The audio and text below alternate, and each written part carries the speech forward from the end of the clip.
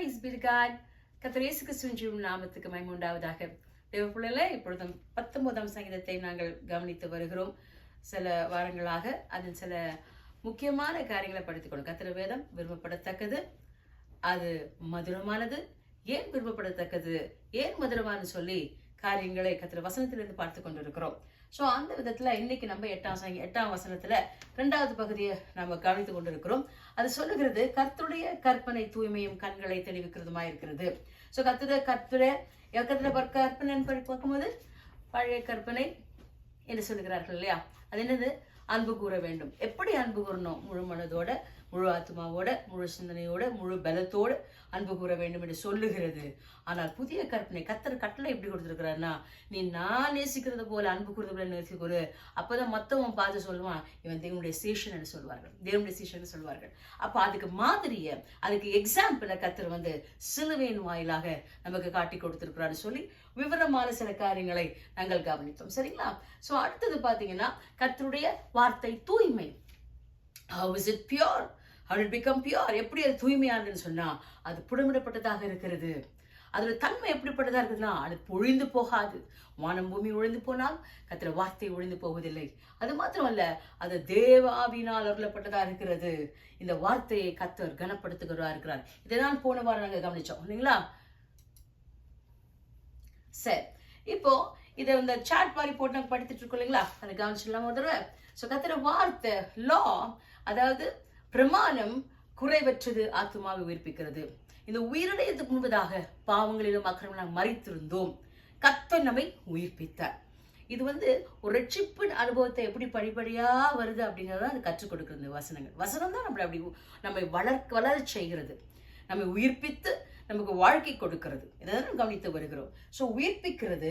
அடுத்தது நம்ம உயிர்த்தெழுதல் வரும் பொழுது கர்த்தருடைய சாட்சி என்ன பண்ணுதுன்னா, நம்மளுடைய பேதமையை நீக்குகிறது, அறியாமையை நீக்குகிறது.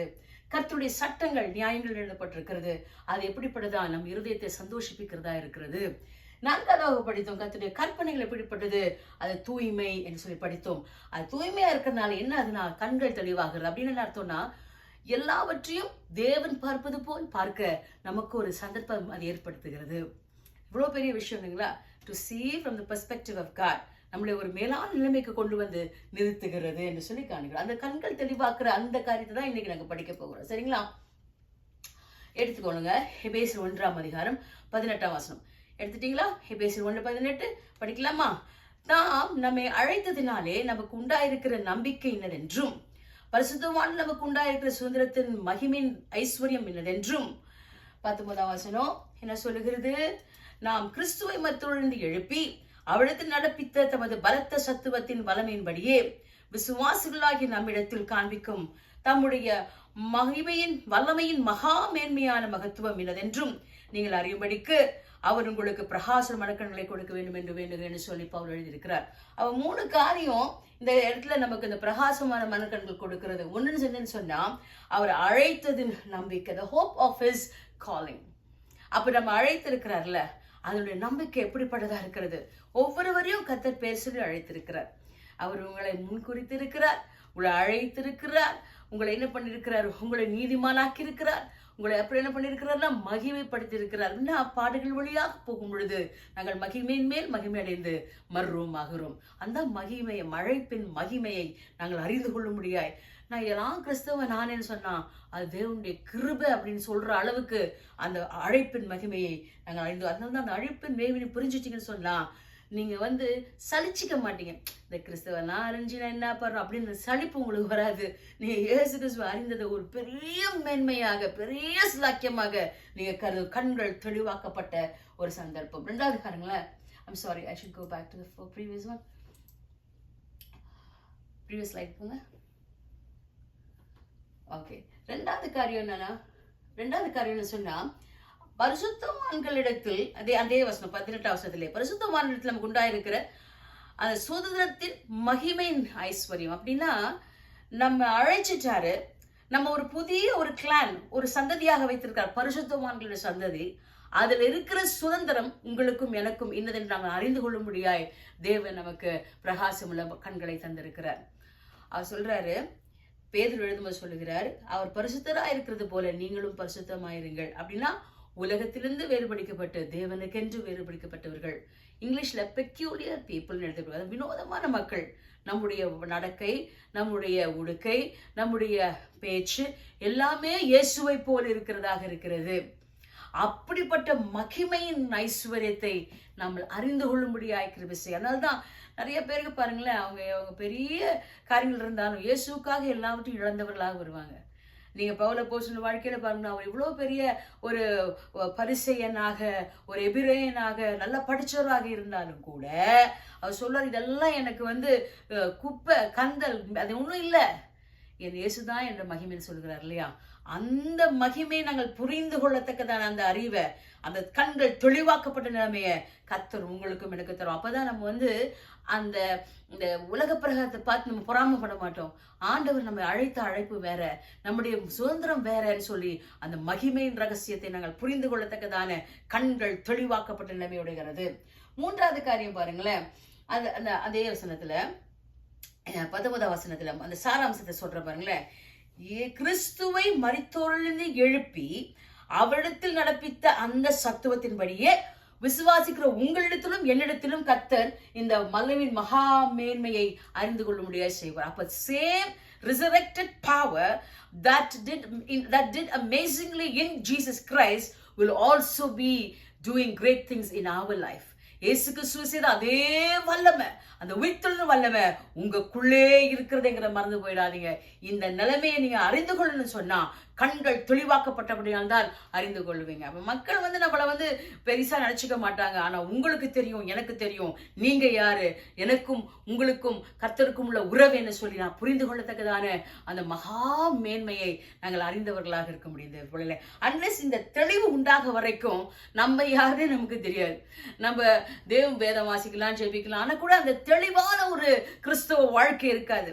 நாங்க சின்ன வயசுல இருந்து கிறிஸ்தவங்க அப்படின்னு சொல்லுவாங்க, ஆனா கிறிஸ்தவத்தினுடைய மகத்துவத்தை புரிந்து கொள்ளாத நிலைமையா இருக்கு. இந்த எப்போ கண்கள் தெளிவாக்கப்படுகிறதோ அப்பதான் அந்த காரியத்தை நாங்கள் புரிந்து கொள்ள முடியும். இந்த தெரிஞ்ச ஒரு கதை தான் திரும்ப உங்களுக்கு சொல்லுகிறேன், கெட்டகுமாரன கதை. அந்த அப்பா ஐஸ்வர்யவான், 2 பிள்ளைங்க. ஒரு பையனை சொல்றான், என்ன சொத்தை கொடுங்க நான் போறேன்னு சொல்லி சின்ன பையன் போறான். போய் ஜாலியா, அதுதான் ஜாலின்னு நினைச்சுக்கிறான் அவன். நான் எப்படிதான் துன்மார்க்கமா வாழ்ந்தானா ஜாலின்னு நினைச்சிட்டு இருக்கான். ஆனா ஒரு நிலைமை உண்டாகிறது, அவனுக்கு சாப்பிட இடம் இல்ல, தன் நம்பின எல்லாம் இழந்து போன பொழுது புத்தி வருதான். பைபிள் சொல்லுகிறது, அப்போது புத்தி வந்தது அவனுக்கு. அப்பதான் கண்கள் தெளிவாக்கப்படுகிறது. அவன் சொல்றான், என் அப்பா வீட்டுல அவ்வளவு சொத்து இருக்குது, அவன் வேலைக்காரன் அப்படி சாப்பிட்டுட்டு போறான், நான் போய் மன்னிப்பு கேட்டு எப்பா கூட இருப்பேன், அதுதான் என்னோட மேன்மை, அதுதான் என் இடம் அப்படிங்கிற புரிந்து கொள்றான். பாத்தீங்களா? அப்பதான் அந்த மேன்மையை அவன் பெற்றுக்கொண்டு ஓடி போகிறான், பிதாவனை ஏற்றுக்கொள்கிறான். அதேதான் நீங்களும் நானும் மேலான உலகத்துல இருக்கணும். நம்ம எல்லாத்தையும் இழந்து போய் அக்கிரமத்துல மறித்திருந்தோம். ஆனா ஏசப்பா நமக்காக காத்து கொண்டிருந்தார், நமக்கு ஒரு வழியை காட்டினார். நம்ம பிதாவிடத்தில் திரும்பி போகும் பொழுது we are being restored. அவன் ஆத்துமாவை தேற்றி, தமிழ் எழுதியிருக்கு, ஆங்கிலத்துல he is restored my soul. என் ஆத்துமாவை திரும்பியுமாக பிதாவோடு ஒப்புரவாக்கி என்னை மகிமையின் சுதந்திரத்தை கொடுக்கிறார். அதனாலதான் சொல்றேன், தேவ பிள்ளைகள, நாங்கள் எப்பொழுதும் அந்த கண்கள் தெளிவாக்கப்பட்ட நிலைமையில வரணும்னு சொல்லி ஆண்டோட சமூகத்தில் இந்த வேதத்தை நீங்க படிக்கதான் அந்த நிலைமை உங்களுக்கு உண்டாகும். நிறைய தேவதாசர் அப்ளிகேஷன் சொல்லுவாங்க, அப்பியாசிக்கிறதுக்கு என்ன பண்ணணும், வேதத்தை படிங்க சொல்லுவாங்க. இந்த 3 வாரமா சொல்லிக்கொண்டே இருக்கிறேன், உங்க வேதத்தை படிக்க ஆரம்பிங்க. 119 சங்கீதத்தை மனப்பாடம் பண்ணுங்க, அது உங்களுக்கு ஆசீர்வாதமா இருக்கும். கர்த்தர் வேதத்தை நீங்க மனப்பாடம் பண்ண உங்களுடைய இருதயம் கண்கள் தெளிவடையும். தேவ பிள்ளைகள, கர்த்தருக்கு வேண்டிய கிருபையை தருவாராக. சொல்ற ஒரு முக்கியமான காரியம் என்னன்னா, இந்த நேற்று கேள்விப்பட்ட ஈரான்ல அவ்வளவு கஷ்டங்கள் இருந்தாலும் ஈரான்ல இருக்கிற சபைகள் நிரம்பி வழிகிறதாம். அந்த மசூதிகளில் ஆட்கள் குறைந்து போகிறார்களாம். இப்ப கேள்விப்பட்டோம்.